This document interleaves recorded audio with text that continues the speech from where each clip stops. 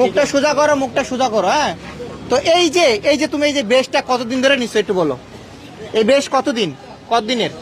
3 বছর। 3 বছর। 3 বছরে কত লক্ষ টাকা তুমি কামাইছো এইভাবে? কত টাকার মালিক? অনুমানিক হ্যাঁ, 80-90 লাখ টাকার মালিক। 80-90 লক্ষ।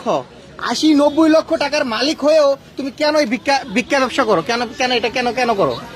আমার ওই টাকা এখান থেকে আসছে ইনভেস্ট গুলা।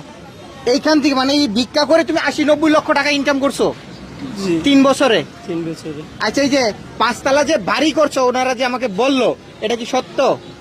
বাড়ি আছে 5 তলা? জি হ্যাঁ? জি। বিয়া কয়টা করছো? 3টা?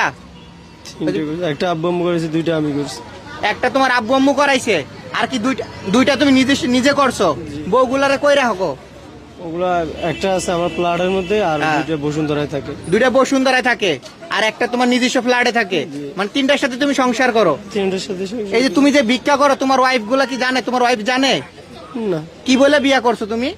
ওরা জানে যে আমি ব্যবসা করি। তুমি ব্যবসা করো? কিসের ব্যবসা করো? স্পটের। ভিক্ষা ব্যবসা করো? না ভাইয়া, তাহলে স্পটের ব্যবসা। এক্সপোর্টের ব্যবসা করো? জি। এক্সপোর্টের ব্যবসা করে তিনি 80-90 লক্ষ টাকা আছে।